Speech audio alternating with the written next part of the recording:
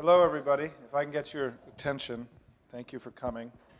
And welcome to a hastily thrown together but spirited discussion about one of NDN's favorite subjects, immigration reform. We're calling this event today, which is probably, Andres, the 100th event we've done on immigration in the last 3 or 4 years.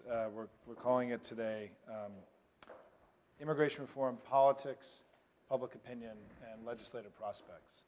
And what we're going to do is talk a little bit about all three. It is our belief that it is more likely than not that we will see significant action on immigration reform this year, early next year, soon, imminently. And we're going to make the case today for why we think that is the case. And joining me, I'm Simon Rosenberg from NDN. Joining me is Andres Ramirez, who's the Vice President of Hispanic Programs here, and who's been leading our charge on immigration in recent years. And I will say for the folks in the room here at NDN, there's also many people watching online.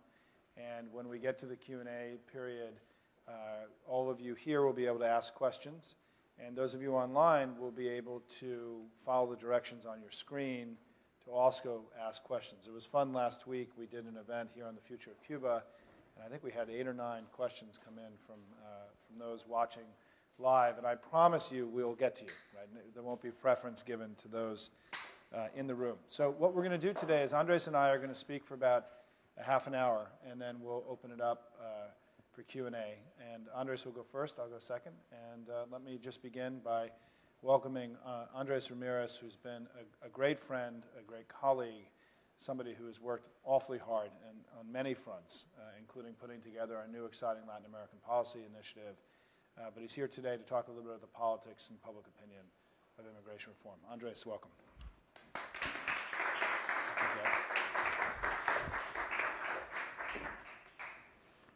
Thank you, Simon. Welcome, everyone, and thank you guys for coming and joining us. As Simon said, immigration is perhaps one of the most important issues that we are focusing on here at NDN, not just because we're interested in it, but because we know it's a crucial issue affecting all Americans, and it needs to be addressed in a practical, intelligent manner so that we can move forward. What I want to do is I want to take some time to walk you through some of the elements of why we're here today, and that includes demography, it includes public opinion, and it includes politics. Yes, politics. I know that's a dirty word in some places, but it is what it is here in Washington, D.C., and it is what makes the wheels turn in a lot of circles here. Today, Hispanics are hip and influential. They haven't always been. I can tell you firsthand, being a Hispanic, that we weren't always as hip and cool as we are now. But now, with what you're about to learn today, and we hear the data and the information that we have today, you have just about every political pundit on the Republican and Democratic side asking themselves, what can Brown do for you? So, we are going to talk about this, and we're going to go over some of the reasons, what's going on. And so to get there, I'm going to go ahead and start talking. But why are these things changing? Why are the views changing? Why are Hispanics cool? What is all this change going on? Well, in fact, America is changing. And so let's see. Where do we point? Turn it on, Mr. Dan. We have like one of those guys like on the Letterman show, you know, who's in the back. He's got his little ear thing on. Yeah. On? It's on. And there we go.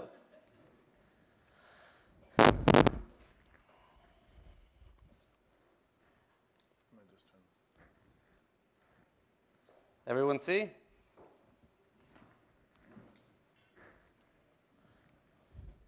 So let's look at what's happening in America. This is not the America we grew up in, and these changes are only adding to the great tradition that is America, this diversity that we've grown up with, that our forefathers have grown up with, that our grandparents have grown up with. We are seeing these changes continue, and they are leading us to a new America that looks like this.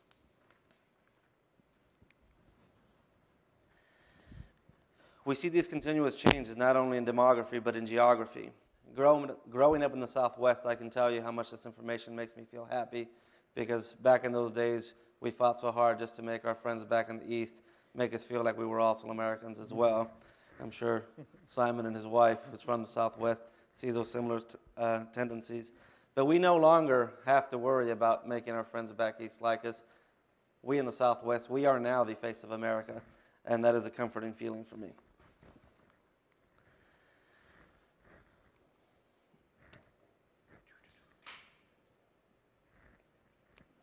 Well, did I skip one? Yeah. Yes, there you go. Again, demography. Demography is changing America. We're watching the percentage of the Anglo population here in the United States, our white population, drop significantly. And we're heading towards a different America. Minorities now make up more than a third of the population in the United States. Triple what it was just 40 years ago. And we can see this not just by looking at the census numbers that give us this graph, but we can see this by all sorts of things. We can see it by looking around the room. We can look at it by watching the evening newscast today. We can look at it by watching our favorite sports teams, whether it's soccer, baseball, or football, or basketball. We have a diverse America now. You are seeing more minorities play these sports. You are seeing more minorities participate in your newscast. You are seeing more minorities participate in your daily cuisine as you're going out to restaurants and you're buying food. So you don't need the census to show you that America is becoming more diverse. We are witnessing this as we live day to day. But what we're heading to is we're heading towards the United States, in which the United States will be a minority majority by 2050 or earlier, depending on which estimates you look in. And don't be afraid of this. I know many of you folks might see this conversions and go, ah. But what America is realizing is what the rest of the world has already realized, and that's that we live in a world in which Anglo-Europeans no longer dominate the population, and that there are more non-whites inhabiting this earth than there are whites, and that's not a bad thing, and that in fact it has helped reshape the way we live our democracies, the way we interact with each other, and the way we move forward with our technology and our demography. Let's look at what this new America is expected to look like in 2050. We see that the American population is expected to be 46% white, and that the Hispanic population will reach about 30%. Now, let me tell you, the United States already has the third largest Hispanic population in the world. And at the projections we're trending towards 2050, we will have the second largest Hispanic population in the world, second only to Brazil.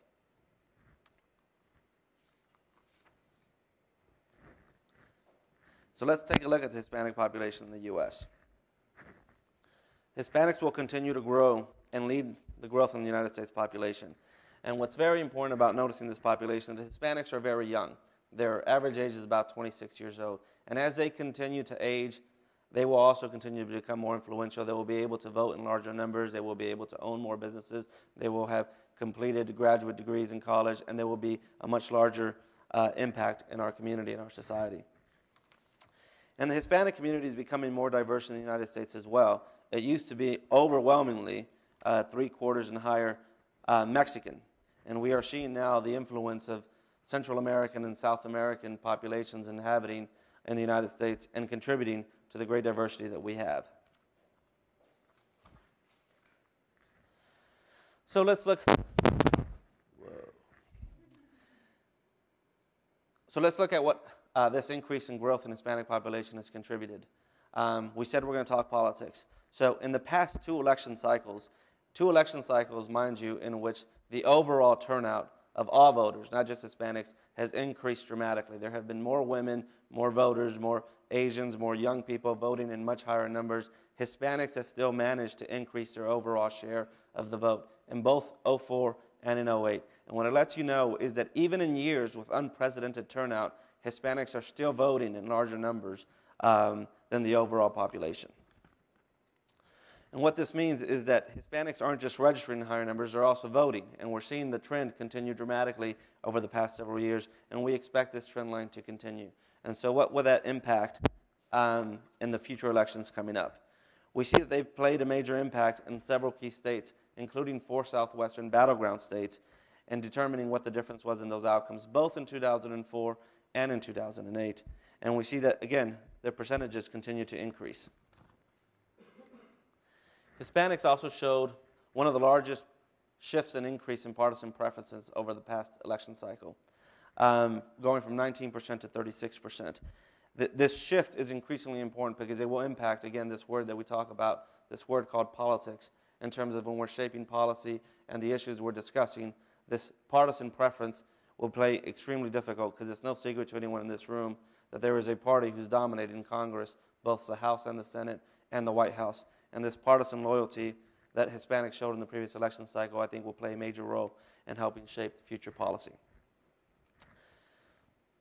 So we know Hispanics are becoming influential. And why does this matter, and why does it matter more now, and why not in the past election, and why not last year or the years before?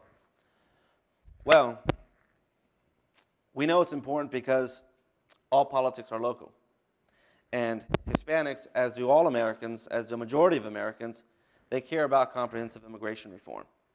And when we look at previous polling, we've seen that compared to previous polls and current polls, support for comprehensive immigration reform has stayed around the same.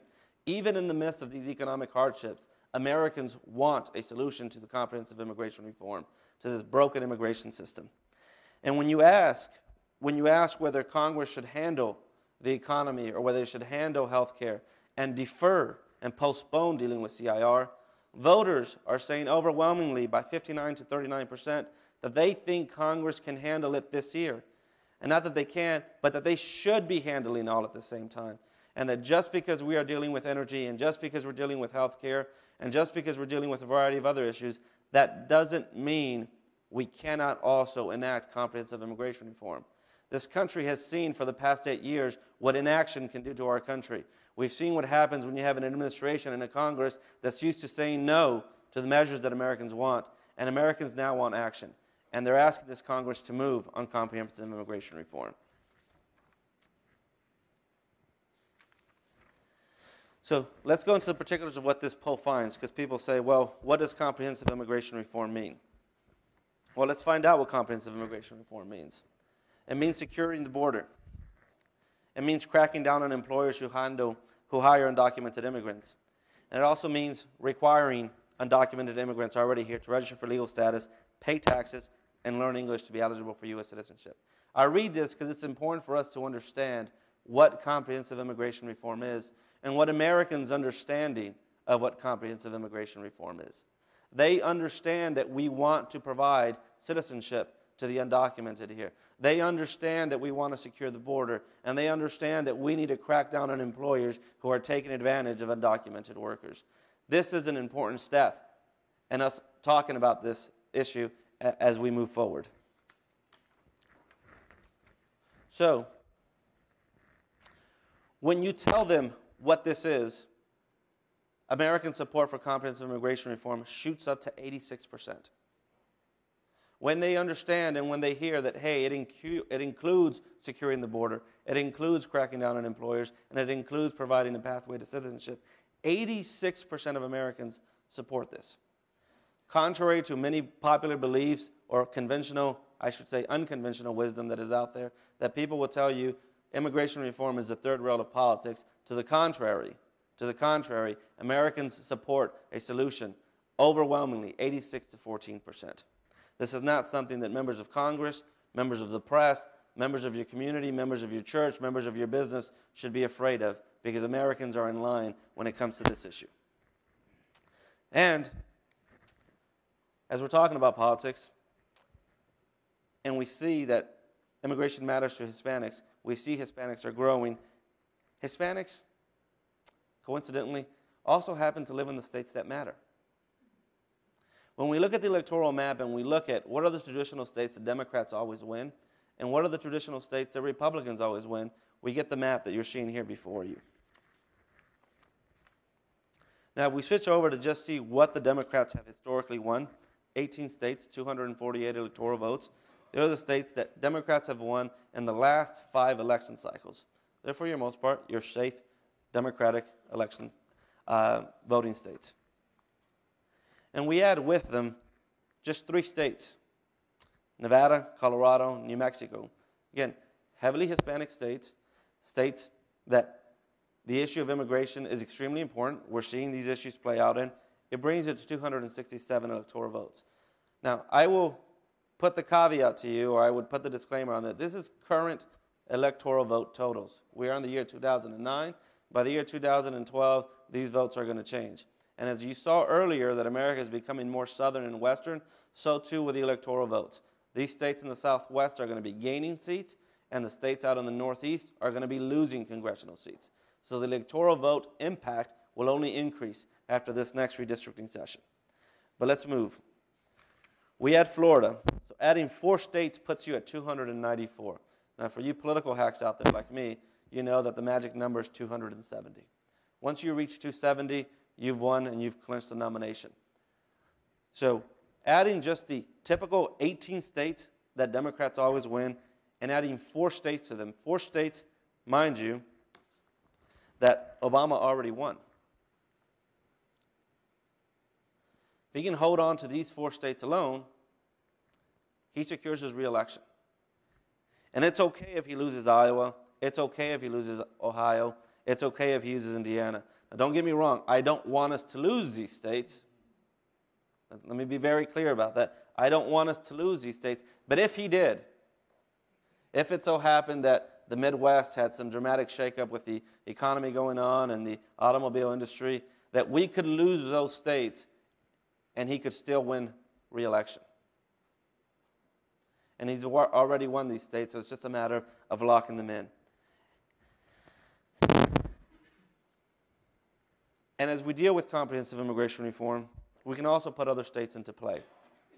We can put states like Arizona back into play now that we will no longer have a senator by the name of John McCain on the ballot. Well, at least we don't think we're going to have him on the ballot. We can put a state like Arizona back in play. We can put a state like Texas back into play. And we can begin to change the map by focusing on what we're calling this Latino belt.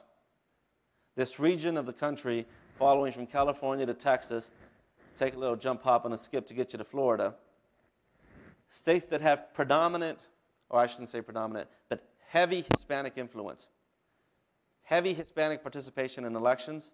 A state that's witnessing the immigration trend play a major role in their communities. That care about adopting comprehensive immigration reform, and that Obama can win. We are beginning to re-understand why it's important for Obama to consider these states. We don't know that he's going to win these other states again, but we do know that he can win these states again by passing an issue like comprehensive immigration reform, because again, all politics is local, and we know that in these communities, comprehensive immigration reform is a key issue for the voters that will turn out in massive numbers to tell this election. So thank you very much, and I'm going to turn it over to Simon Rosenberg.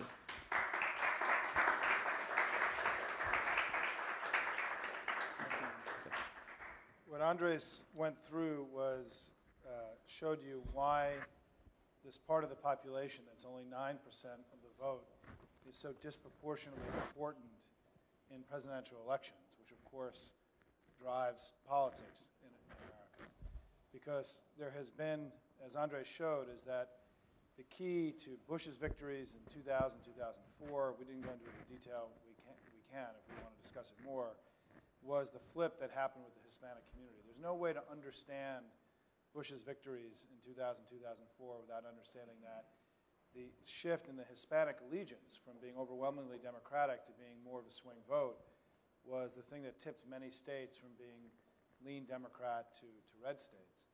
And what we also learned in recent days is that the public opinion, so first of all in politics, Hispanics matter, and they become a battleground part of the American electorate, and it is no accident, I think, that the first Supreme Court justice that nominated by Barack Obama was a wise Latina. Right?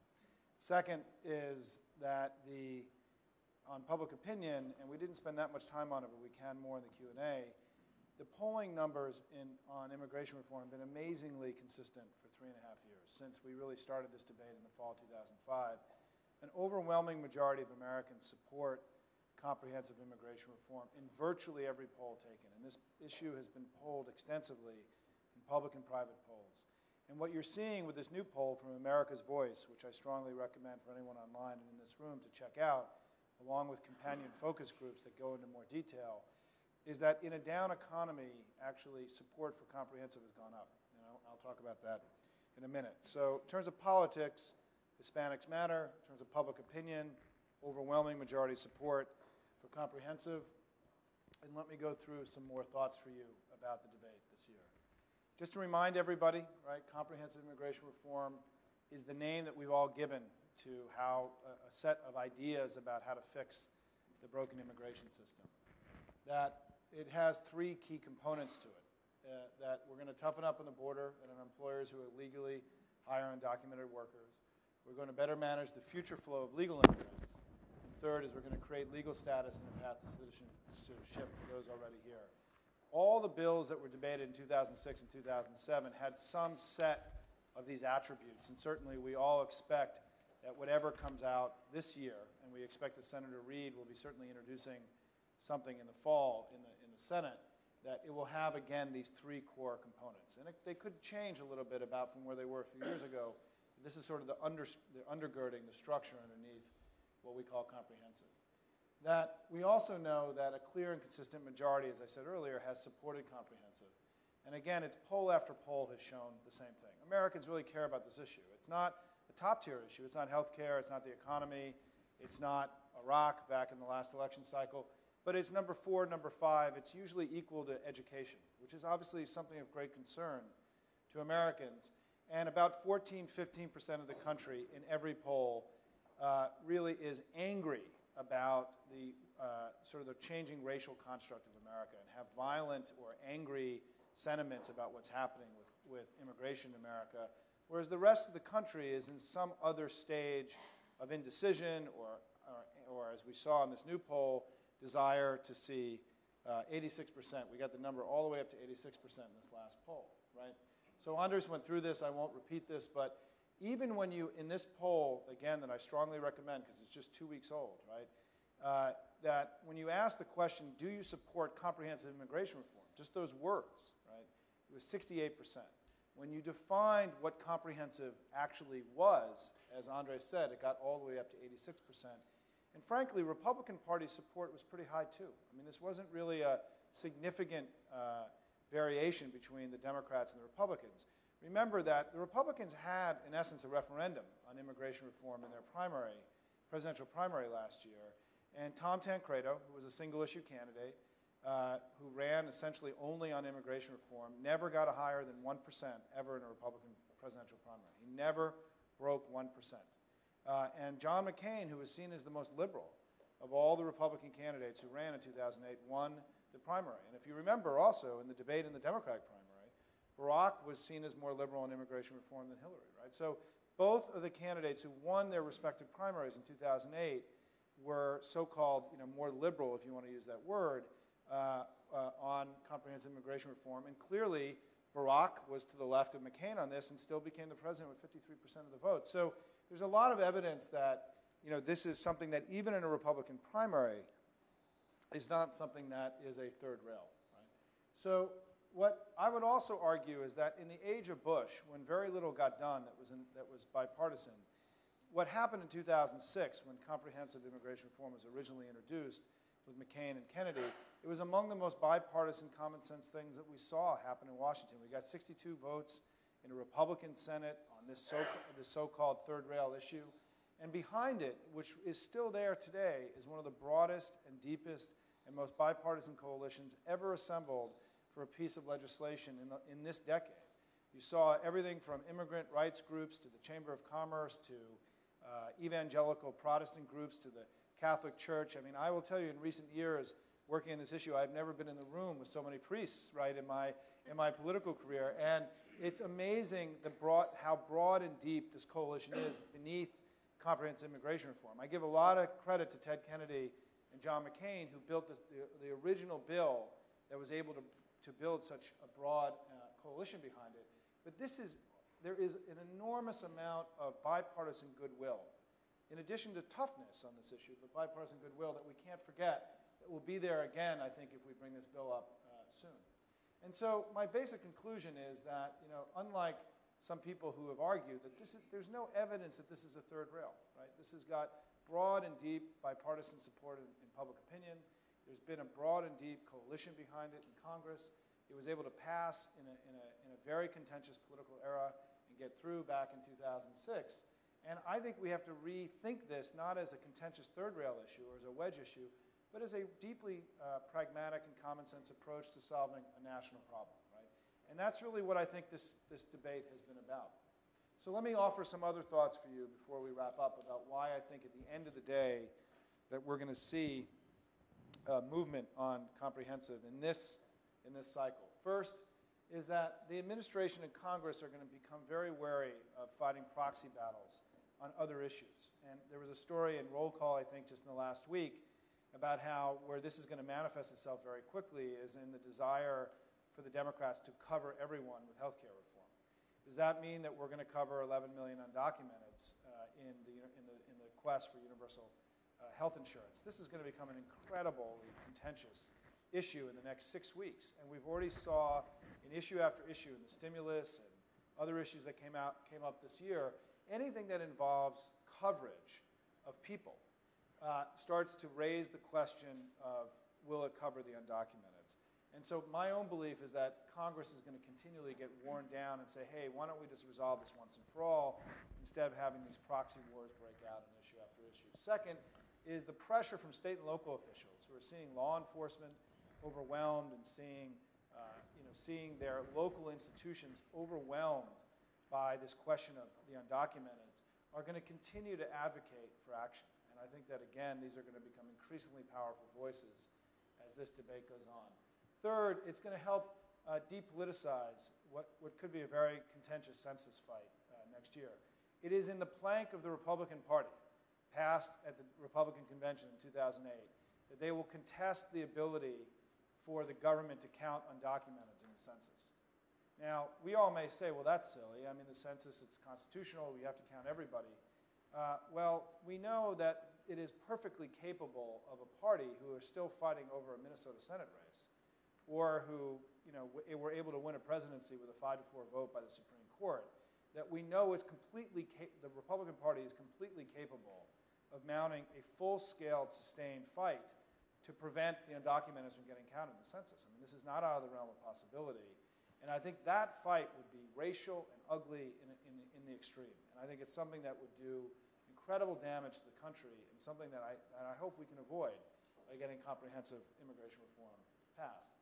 Next, and we can talk more about this in the Q&A, is that we like to call this that it's going to remove what we call the trapdoor under the minimum wage. When the Democrats came into office in 2007, one of the first things they did was raise the minimum wage. The premise was that by raising the wages at the bottom, that you remove some of the downward pressure on wages and incomes that it had manifested itself in the Bush era, right? But we left a trapdoor in that minimum wage. 5% of the workforce today is undocumented. If we want to stay true to the Democratic argument that we have to raise the floor for all workers, we've got to deal with this 5% that are continuing to drag down wages and incomes in the United States. As we saw from polling, there's really only two ways to do that, right? Kick them all out or give them a path to citizenship and legal status. The American people overwhelmingly support the second option in that regard. Next is that study after study shows that by legalizing the undocumented, we're going to bring money into the federal and state treasuries, clearly something that's going to be attractive to people in this difficult economic time. And also, I think it's going to be increasingly seen as a vital part of any strategy to crack down on the increasingly violent border region. Certainly, this is part of the illegality that's happening along the border that we have control over. It's something that we can address this year. Next is that, and this is something we won't have that much time in to talk about today, but the immigration justice system simply wasn't built to manage the volume that it has now. And for any of you who know about what happens to undocumented immigrants, or the fact that the La Migra, right, can knock down your door in the middle of the night without a warrant and disappear you for 3 or 4 weeks with no habeas corpus rights.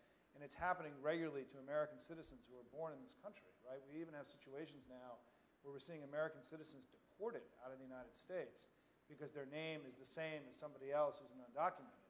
Is that this is just simply unacceptable for this country to allow the kind of injustice that exists in the immigration justice system to continue. And it's something I think that we can address in part through comprehensive. This is going to require a separate effort later to really clean up once and for all.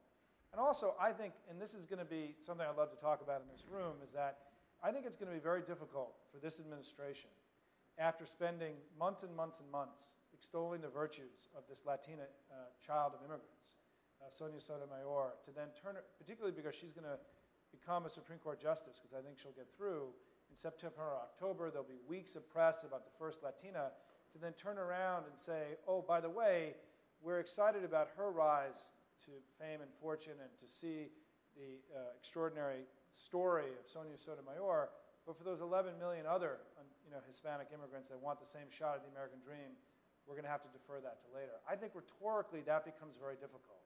And you hear some Republicans argue that the administration are giving the Hispanic Sonia Sotomayor in order to disappoint them on immigration. I think it's the inverse. I think it's going to be very difficult now, after we've invested as a nation this huge extended period of discussion about the rise of Sonia Sotomayor, to then rhetorically deny Hispanics through pushing back comprehensive. And then finally, that comprehensive, as Andres talked about a little bit, has become a litmus test in the Hispanic Latino community, the fastest growing part of the American electorate. It is increasingly difficult. The Republicans have paid an incredible price by their demonization of Latino immigrants in the United States and the way they've handled the comprehensive immigration reform issue. I think it's one of the greatest political mistakes we've seen a political party make in America in the last 30 or 40 years of politics, and certainly I think this will continue to drive both parties' reactions to this issue. And then finally, in the age of reconciliation, racial reconciliation, that I think is the promise of Barack Obama and his election, is that it's going to be increasingly unacceptable, I think, for us to see the kind of extraordinary public manifestations of racism that have manifested themselves in the media and in politics around this immigration issue. If we really want to take the air out of the balloon of racism in the United States, this is something we must do, and hopefully do it sooner rather than later. So our advice to the two parties, right? Our advice is first to the Democrats, you promised, right? I mean, Nancy Pelosi, Harry Reid, Barack Obama, in every interview they've given in Spanish and English to Hispanic press, have said they're going to get this done. Next is that in recent years, right? Oh, I got that already. Now's the time to do it, right? And that third is that for the Democrats, it's also going to help lock in the gains they've made, as Andre showed, which are going to be so consequential for their presidential aspirations in future years. Next is that our advice to the Republicans, sue for peace. I mean, there is simply no path forward for the modern Republican Party that doesn't involve a reconciliation with the Hispanic community. And I believe what it's going to require is actually a public repudiation of the racially charged tactics that they've used with Hispanics and African Americans and people of color in recent years. But certainly there's no way to imagine a modern 21st century Republican majority without reconciliation with Hispanics. And I think that if the Democrats make a good faith effort and really try to get this done, that if they oppose comprehensive this year, I think you're going to see this be the key to the Republican Party being in the minority for potentially 30 to 40 years in the future. So our conclusion on this is that it's really in the interest of both political parties to do this year or soon, and that both parties will gain from moving ahead on comprehensive. There's a bipartisan, pragmatic plan ready to go with broad public support and a deep and broad coalition ready behind it. There simply is no compelling political, economic, legislative, or moral argument against moving now, other than that what you're starting to hear from those who don't want to go ahead is that we're too busy, right? The schedule is too full. We really just can't get to it this year. The American people fundamentally reject that argument. The Democrats were elected to get things done. They view this as one of the 4 or 5 major things that Democrats need to do.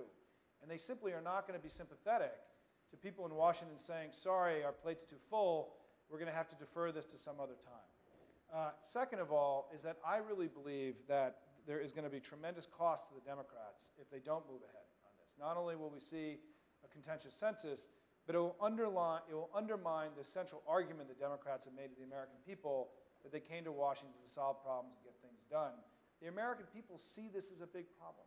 The time is now. There's no reason not to go ahead. And I'm optimistic that with strong leadership that we can get this, and all of you here working with us, that we can get this done in the next year or so. Thanks, everybody, very much. Happy to take your questions and comments.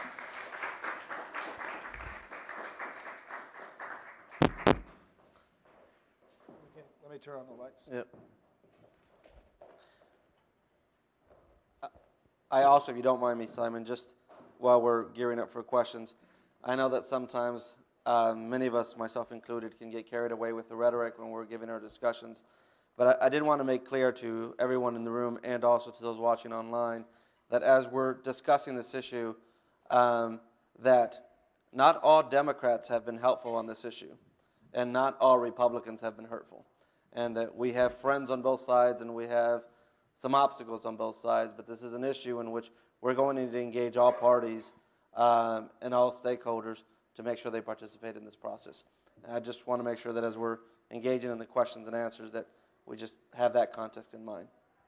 Well, and Andres, let me just say one thing connected to that is that, look, other than Barack Obama in the last year, the national leader who really had the most enlightened strategy towards the Latino community and originally towards immigration reform was George Bush, right? I mean, this was, I really believe that I believe the president and the people who work for him, that in some ways what happened inside of his party during his watch with Hispanics and on immigration reform was arguably his greatest disappointment as president, because he was different than Republicans on this issue. Remember, he was elected in 1994 in Texas the same year that Pete Wilson was elected in California.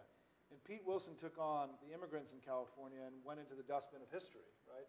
George Bush embraced Latinos in Texas and had a much more enlightened understanding of race and how we were changing as a people. And he wrote it into the White House. There's simply no way, if we had more time today and I went back and showed you the Electoral College maps, it is clear that the thing that swung the Electoral College to Bush was his success with Latinos, right?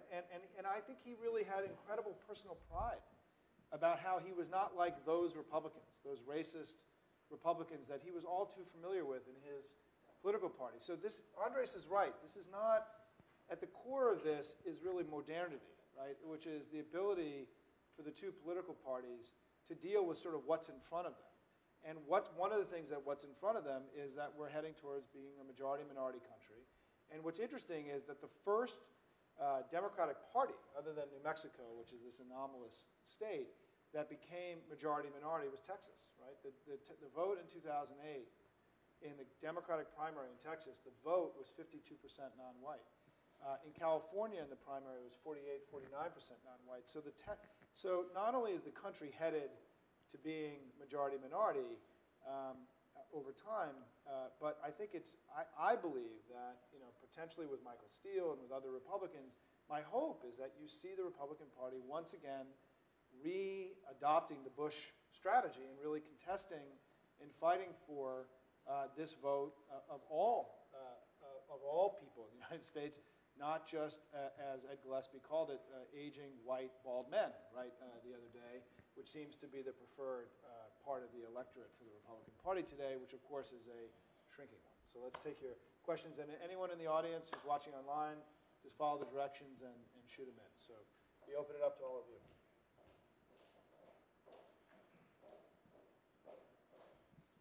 Rudy Arredondo with the National Latino Farmers and Ranchers.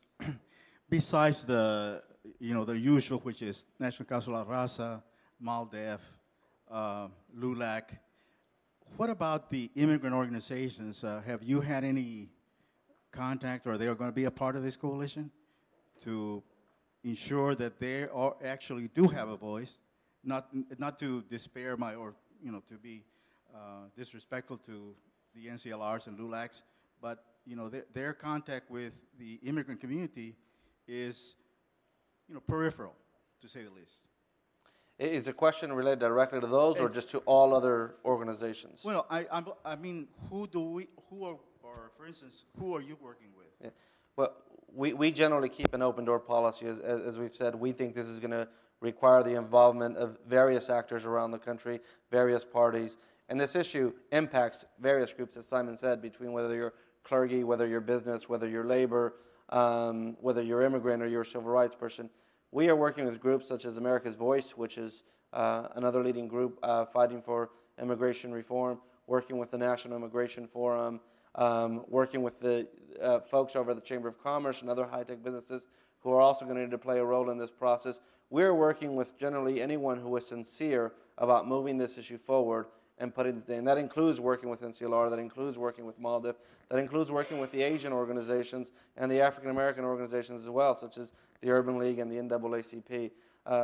There is room for everybody to play, and there's still room for many other people to come and join who haven't sat at the table yet.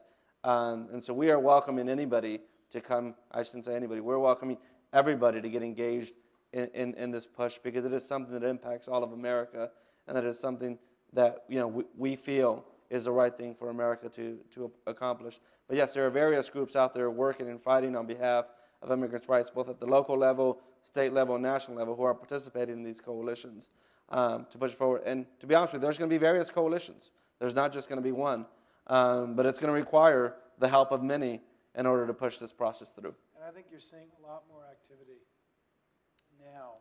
Luis Gutierrez and others have been working to really try to build a much more aggressive coalition of recent immigrants and the immigrant groups at the grassroots level.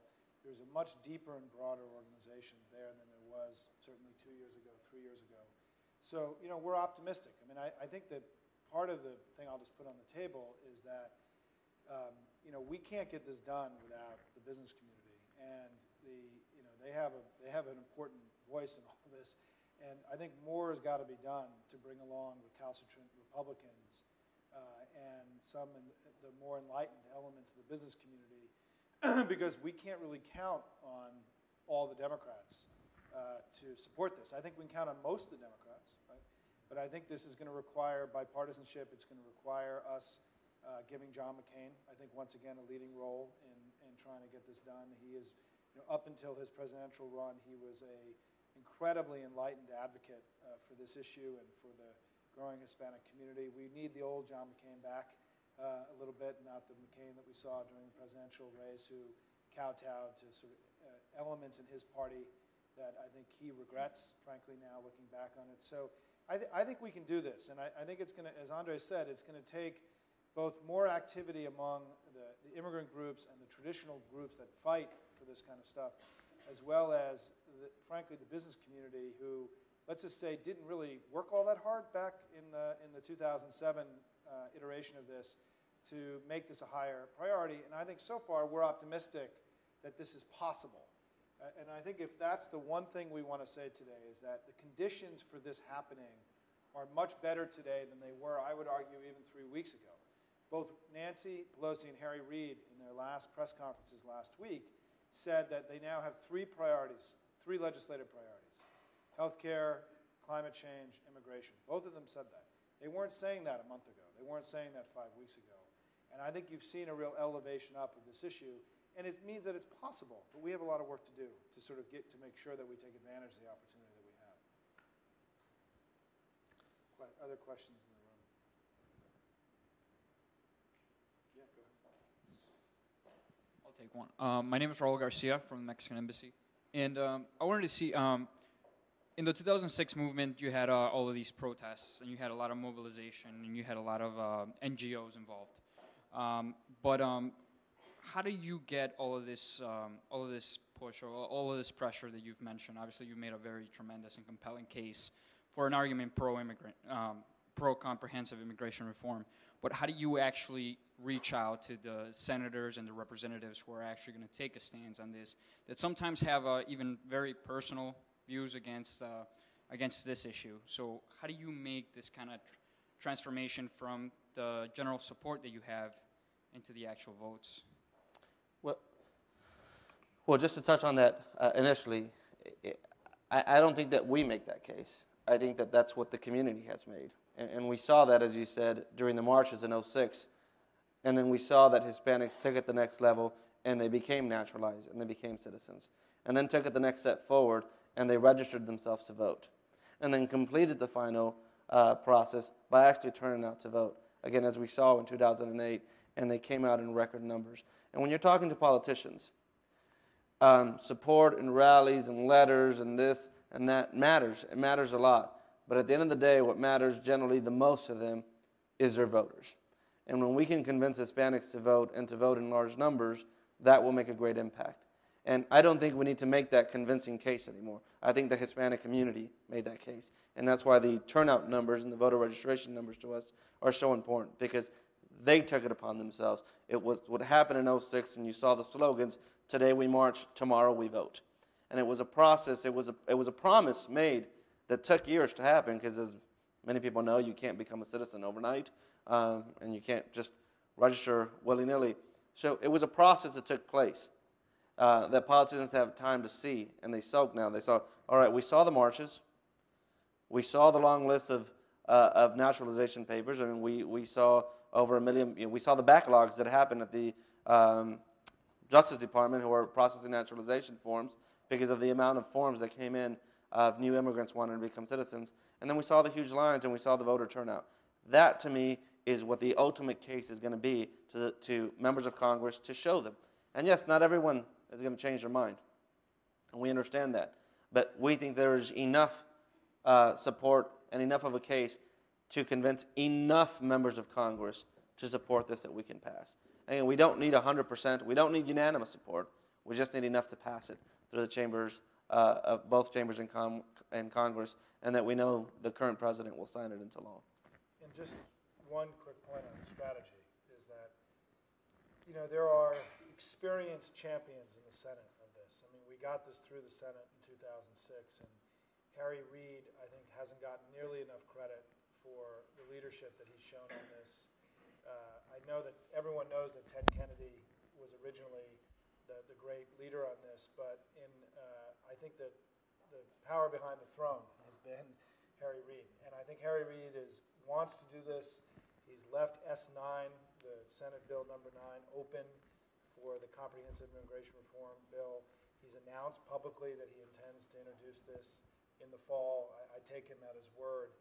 I think Barack Obama, if you look at all of you who really care about this issue, if you go back and look at the town hall meeting that Barack Obama did in Costa Mesa, California a couple months ago, he got asked about immigration reform. And if you look at his response, and you realize that this is personal to him. His father was an immigrant. I mean, he has the language and the nuance that he used in this open response, right? This wasn't in a sit-down interview with a reporter where he was being more disciplined and controlled, perhaps, where this was him in front of a bunch of voters. And the answer he gave that day, to me, made it clear to me that Barack Obama wants to do this, right? Regardless of what the White House wants to do. The President of the United States, I think, is there and committed to do this and understands the immigrant experience as deeply and as powerfully as most immigrants in this country, given his own life experience. Finally, I think the challenge is going to be in the House. And I think that part of the reason the House is going to be harder is that it hasn't gone through the deliberation the Senate has gone through. It never came up for a vote. For those of you who tracked this, in 2006, we passed this with 62 votes in the Senate. There was broad bipartisan, the President of the United States, John McCain, Harry Reid, Ted Kennedy, all working together to get this done. And then Boehner announced that they weren't even going to bring it up for consideration in the House. So it never came over from the Senate to the House for debate. And in 2007, when this ended up failing in the Senate, again because of Republican obstinance, in 2007, again it didn't come back to the House for consideration. So there's never been a serious debate in the House about this issue of comprehensive immigration reform. And I think there isn't opposition, there's just ignorance. And I don't mean ignorance being people being stupid, right? I think it's that there's just lack of knowledge about what the particulars of this issue are in the House. And I think that's a solvable problem. I think that's a problem that the groups and those who care about this, there are probably 100, 120 members that really need to be educated about what comprehensive immigration reform is, what the polling information is, and their hands have to be held a little bit and said it's going to be okay, right?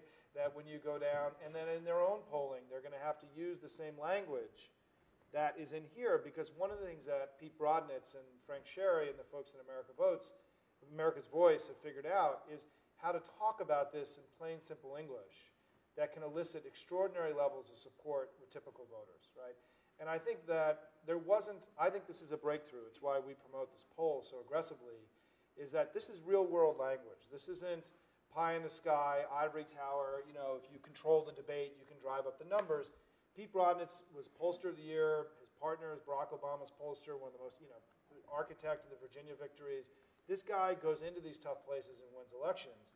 And the numbers on this are overwhelming. And so I think a lot of what we have to do in the House is we, as the collective family, have a lot of work to do to be respectful of the House members who have fear about this issue. Right? This has been a demagogue, terribly difficult, highly contentious, horribly racist debate happening in the United States in recent years, and walk them through between now and when the vote comes, which will hopefully be in October, November, December, or early next year, to get them to a place where they have greater comfort. I think that is doable. I think that is within the power of our community and the leadership in Washington to get that done.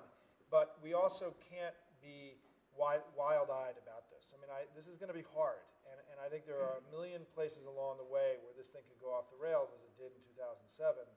And I think it's going to require patient and steady and stern leadership. And at some point, the White House is going to have to make, I mean, this won't get done without the White House making a decision they want to get it done.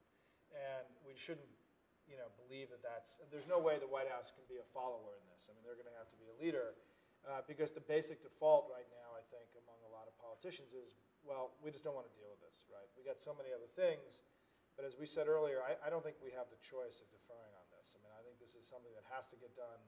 And for those of us who care about this, if it doesn't get done by, let's say, February, March of next year, we're talking 2011, right at the earliest. Wildly contentious census could actually blow up the entire census process. I mean, the cost of inaction, I think, is massive for the country. And I think it will be hurtful to the Democrats. And I know that my good friends in the House Democratic leadership don't want to become the ones who known as having stuffed the ambitions of Hispanic voters all over the country. I know that they want to be known for things other than that. And that at some point that they're going to come around and really try to engage in this. And once Harry Reid makes it abundantly clear that he's going to move, I think right now the House leadership thinks, well, maybe we don't have to deal with this, right? Maybe we got other things we got to deal with. It's a crowded calendar. Once it becomes clear that this is going to happen, then I think we're going to see a very thoughtful process led by Speaker Pelosi to bring her caucus along and hold their hands through this process. But it's certainly something that the outside groups have to not wait. We have to do our part now, which is part of the reason we're here today. That was a long answer. Hey, Zach, how are you?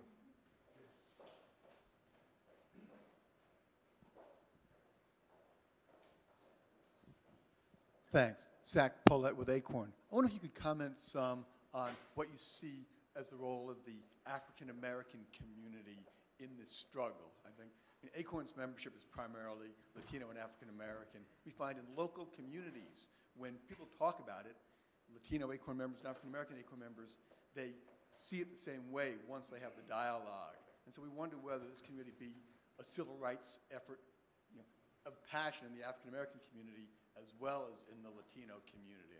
Like Bertha Lewis, Acorn's CEO, met with the Congressional Black Caucus on this last week. And there seems to be some energy, but it really hasn't bubbled so much. So how did that meeting go? Barbara Lee ran it, and they were there. They talked some about 287G and the way that, look at Arpaio in Arizona, for example, as to the way that, it's such a symbol, and that symbol seemed to resonate because the same way that, immigrant families are being attacked is the same way that African American families were attacked through the whole civil rights struggle. And that was a piece of passion that helped get people.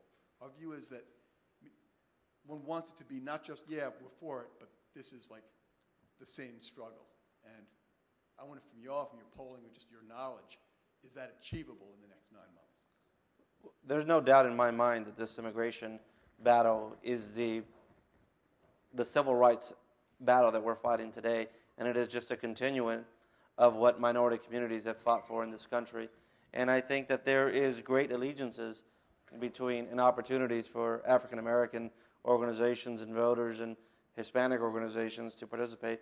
Let's not forget, there are many African American immigrants themselves who are living in this country and who are struggling and who are suffering. And you're right, I think as more leaders are talking to each other, they're beginning to identify the similarities between the struggles that African Americans dealt with in the 60s and 70s and that many people say they still deal with today as a result of the civil rights struggle, and what current Hispanic immigrants and other immigrants are going through.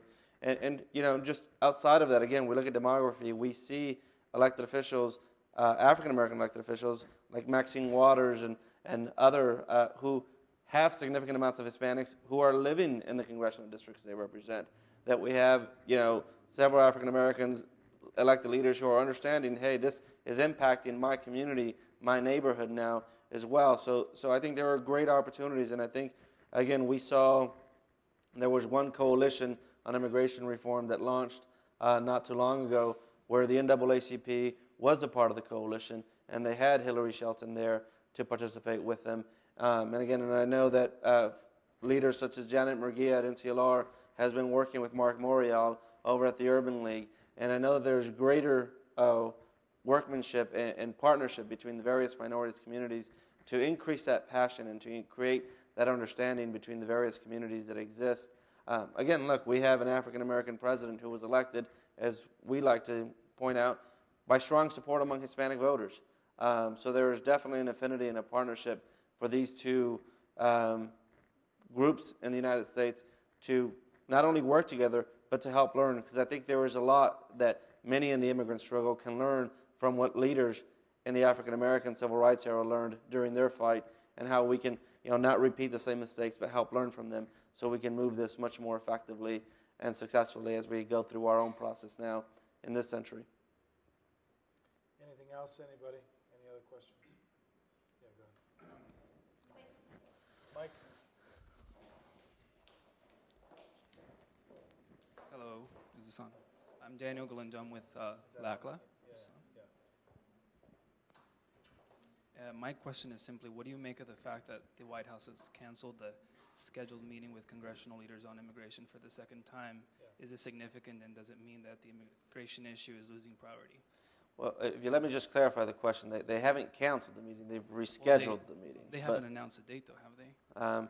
I think they're supposed to be announced this week, what the confirmed date, but all sources are that it'll be happening either the next week or soon. But, I mean, when you cancel a meeting, it's just not going to happen again, and these meetings are just being rescheduled, so I just want to make sure that we're clear on that. But yeah, look, I don't think it means anything. I mean, they've, you know, Barack's talked about this. Congressional leadership have said this is one of the top 3 issues.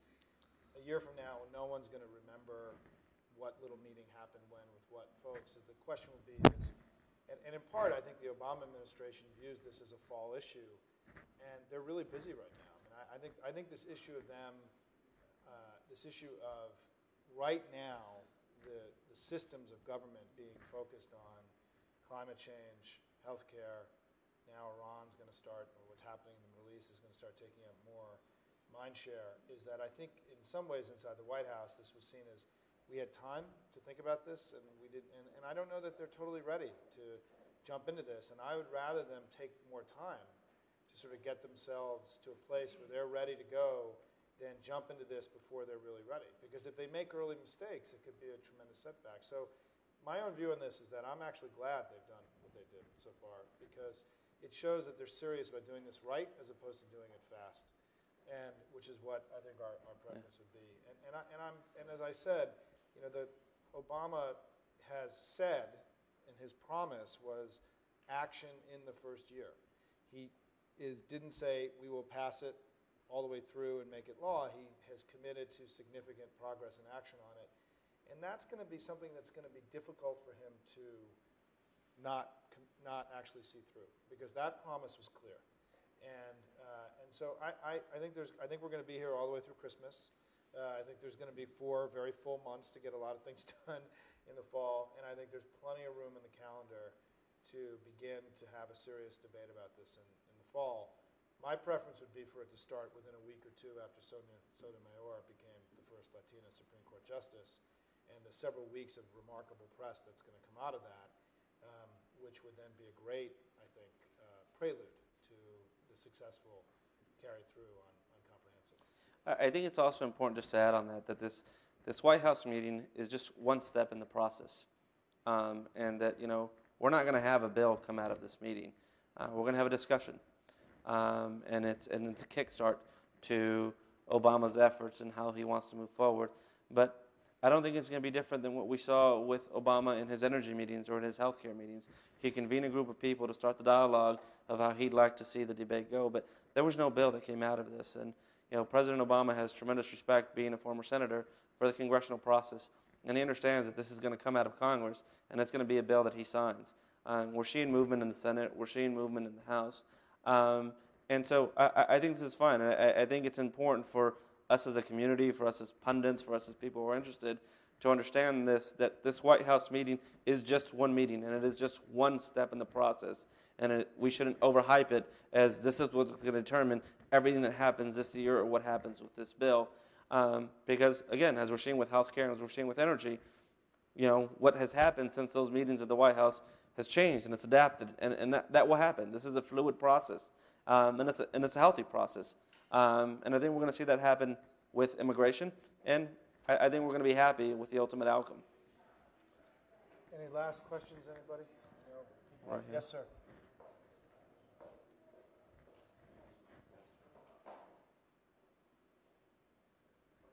My name is Max Castro from the Embassy of Mexico. And I was wondering, from the 3 points that you previously mentioned about the immigration reform, what other things could be added, and to what extent are those feasible? Let me tell you. I don't think we know. And the question was, will the bill expand or contract from sort of the core 3 principles that have guided this debate?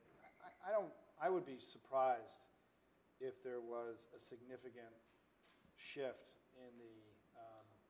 in the structure. It doesn't mean there couldn't be small changes, but in terms of the goal of the legislation, which is to toughen up. I mean, the language I use in this is to get tougher on the border and in the workplace, deal with future flow, and create immediate legal status and a path to citizenship.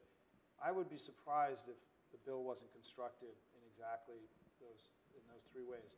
What then, though, follows from that, and what is border enforcement and cracking down on employers, and can we actually really have an E-Verify system, for example, that allow employers to really know whether their workers are legal? I mean, I think there are huge issues. I mean, I think there are going to be debates within that framework, but I would be surprised if that wasn't, the final framework. I think one of the areas to watch is going to be on what we call future flow. I think that where there's been sort of the most debate, perhaps, so far in the Democratic side is there a way to change future flow that was different from what had come before McCain-Kennedy? And I think you could see significant debate about that, without getting into all the particulars soon. But I don't think it's going to change all that much. And the polling data shows that Americans are very comfortable and supportive of this construct. And frankly, this was an old-fashioned bill. I mean, I want to again give John McCain and Ted Kennedy tremendous credit. This bill was built in obscurity. I mean, this is before this thing sort of rose to national prominence as an issue. So they had time, and there were a lot of meetings with stakeholders, and everyone gave a little bit and got a little bit. This was an old-fashioned bipartisan bill that worked very well to build a broad coalition. This was a well-constructed bill that went a long way to actually solving the problem that was identified, which is not the case all the time in Washington, right?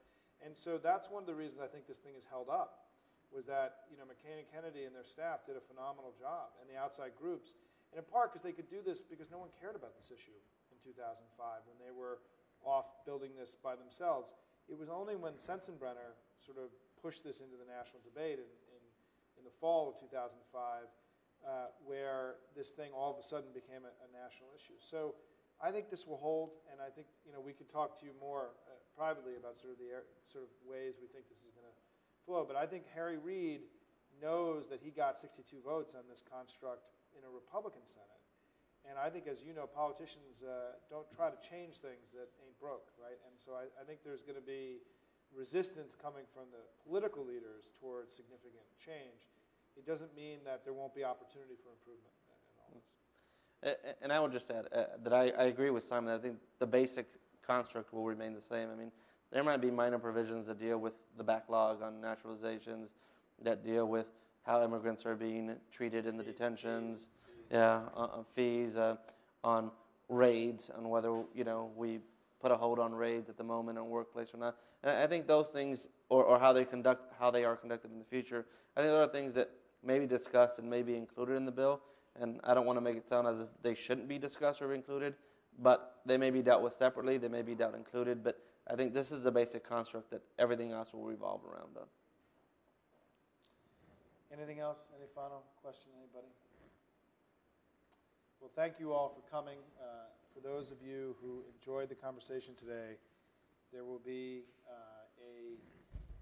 the video of this, along with the documents you saw, will be online either late today or early tomorrow morning, as well as a link to some of the other things we've written about this. This is something, as all of you know, who know NDN, that is close to our heart, and I am optimistic that with strong leadership and continued powerful advocacy that we can see, we can get this done this year or early next year. And I think the conditions are right for it, and they're getting better. And so thank you all for being here and being part of this. Thanks, everybody.